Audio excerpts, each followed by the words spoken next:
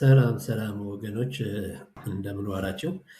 እንደምን አደራችሁ? በያላችሁበት አካባቢ ሰላምታዬን ካቀረብኩኝ በኋላ በዛሬው ዕለት ማለትም የዛሬውን ከሰዓት በኋላ ፕሮግራሜ በሶስት ርዕስ ላይ እንትን ነው የማተኩረው።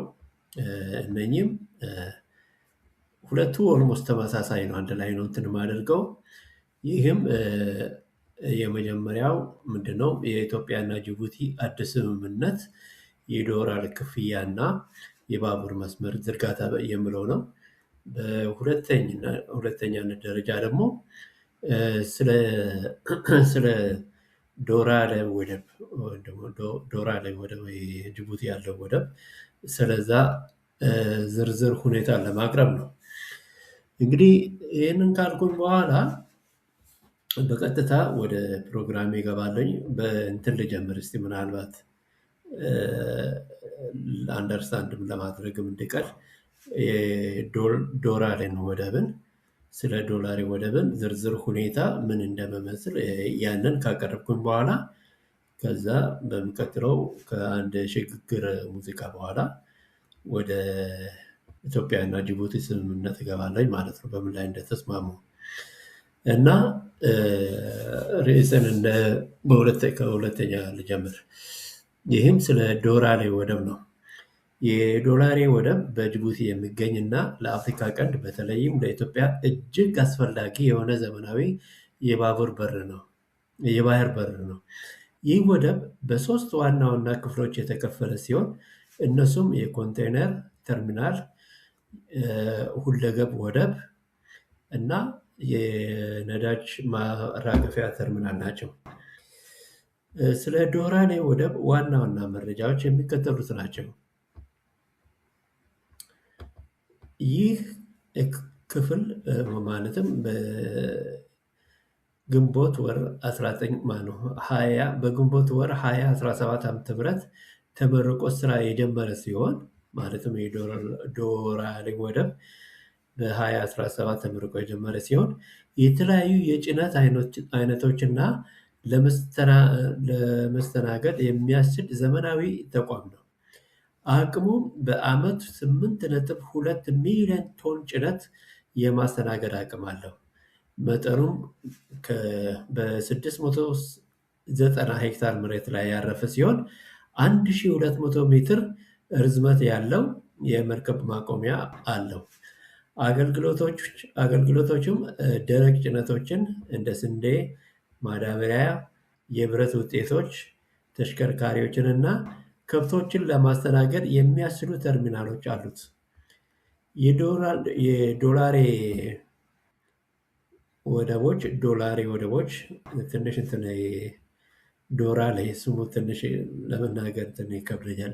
የዶላሬ ኮንቴነር ማለትም የዶላሬ ወደብ ኮንቴነሮች ወይ ደግሞ ተርሚናል በአፍሪካ ካሉ እጅግ ዘመናዊ የኮንቴነር ተርሚናሎች አንዱ ሲሆን በአሁኑ ወቅት በጅቡቲ መንግስት ቁጥጥር ስር በሚገኘው ኤስጂቲዲ በተባለ ተቋም ይተዳደራል።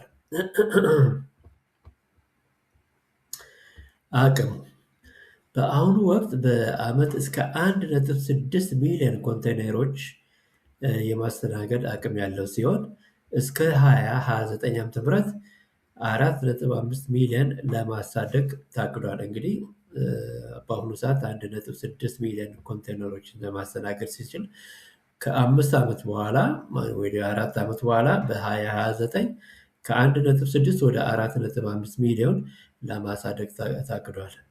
የባቡር መስመር ከአዲስ አበባ ጅቡቲ የባቡር መስመር ጋር በቀጥታ የተገናኘ በመሆኑ የጭነት ልውውጡን ፈጣን ያደርገዋል።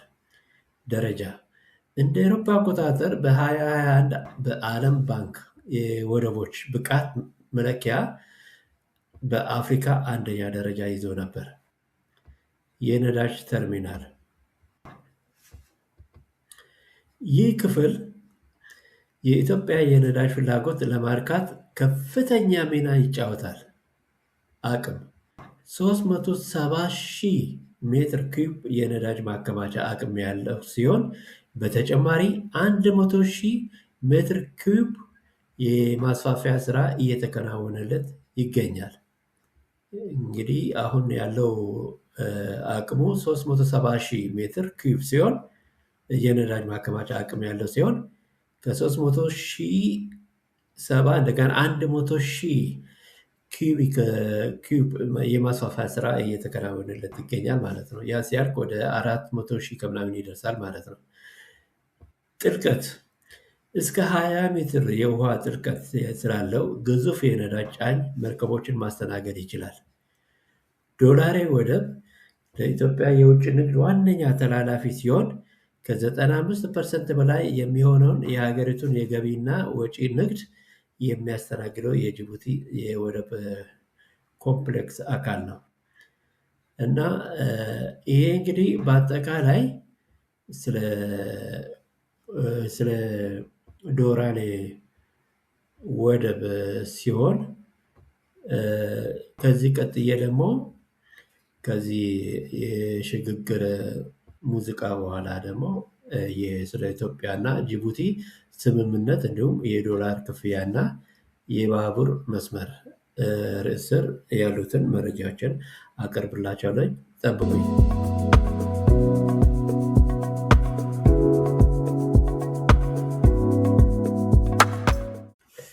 ኦኬ፣ ተመልሼ መጥቻለሁኝ። በዚህኛው በሁለተኛ ክፍል ላይ የማቀርብላችሁ ደግሞ በርዕሱ ላይ እንዳያችሁት የኢትዮጵያ እና ጅቡቲ አዲስ ስምምነት የዶላር ክፍያ እና የባቡር መስመር ዝርጋታ በሚለው ላይ እንግዲህ መረጃዎችን አቀርባለሁኝ ማለት ነው እና ይህን ርዕስ በተመለከተ ከሁለት አቅጣጫ ነው መረጃዎችን ያገኘሁት እና የመጀመሪያውን ከእንትን ከነበብኩላችሁ በኋላ ሁለተኛውን ደግሞ ወደ ሁለተኛ እንገባለን ማለት ነው።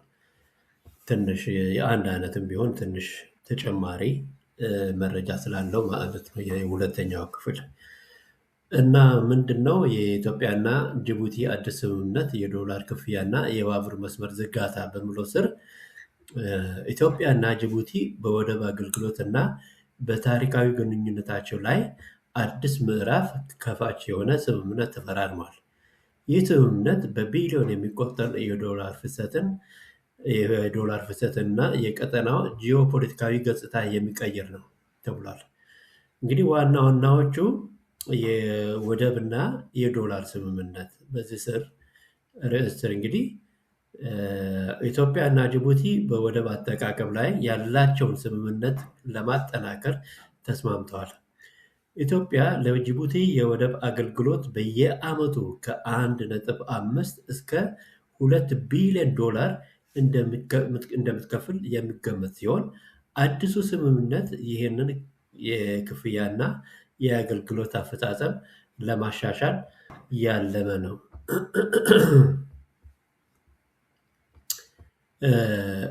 ሌላው የባቡር መስመር ዝርጋታን በተመለከተ ነው።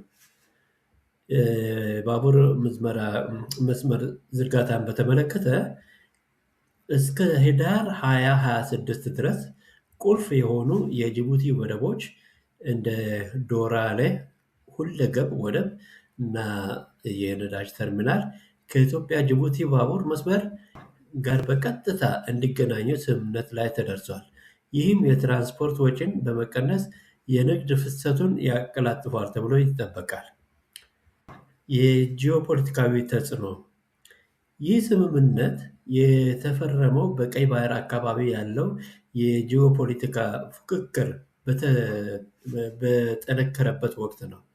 ኢትዮጵያ ከጅቡቲ ጋር ያላትን ትስስር ማጠናከሯ በቀጠናው ያላትን የኢኮኖሚ ሉዓላዊነት ለማረጋገጥ የባህር በር አማራጯን ለማስፋት ወሳኝ እርምጃ ነው። ሌላው የቀጠናዊ ትስስር ሁኔታ ከጅቡቲ እና ኢትዮጵያ በተጨማሪ ደቡብ ሱዳን እና ኡጋንዳ የሚያካትት አዲስ የንግድ ኮሪደር ተመስርቷል። ይህም የጅቡቲ ወደቦች ከታላላቅ ሐይቆች ቀጠና ጋር በማገናኘት ቀጠናዊ የንግድ ትስስርን ያጠናክራል። በማጠቃለያ ይህ አዲስ ስምምነት የኢትዮጵያን የገቢ ወጪ ንግድ ከማሳለጡ ባለፈ በሁለቱ ሀገራት መካከል ያለው ስትራቴጂካዊ አጋርነትን ወደ ላቀ ደረጃ ያሸጋግራል ተብሎ ይጠበቃል። ይህ እንግዲህ የመጀመሪያው ክፍል በዚህኛው ርዕስ ስር ማለትም የኢትዮጵያና ጅቡቲ የአዲስ ስምምነት የዶላር ክፍያና የባቡር መስመር ዝርጋታ በሚለው ስር የመጀመሪያ ክፍል መረጃዬን እንግዲህ አንደኛው መረጃዬ ነው። ሁለተኛው መረጃዬ ደግሞ እንደ ተጨማሪ አድርጌ ተመሳሳይነትም ቢሆን ተጨማሪ ነገሮች ስላሉት ሁለተኛ መረጃዬንም ላቀርብላችሁ እፈልጋለሁ።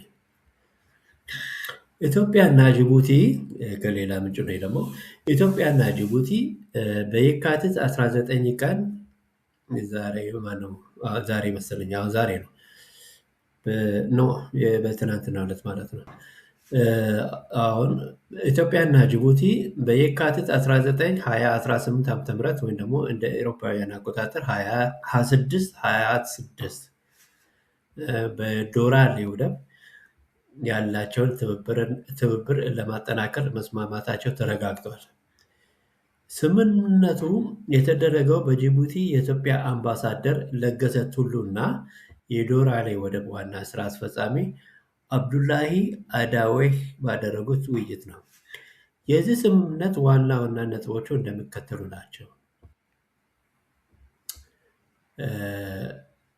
ይህም እንግዲህ የወደብ አፈጻጸምን ማሻሻል፣ የኢትዮጵያን የውጭና ገቢ ንግድ በብቃት ለማስተናገድ የወደቡን የስራ እንቅስቃሴ ማሳለጥ፣ የጂኦ ፖለቲካዊ ተጽዕኖውን በተመለከተ ስምምነቱ በቀይ ባህር እና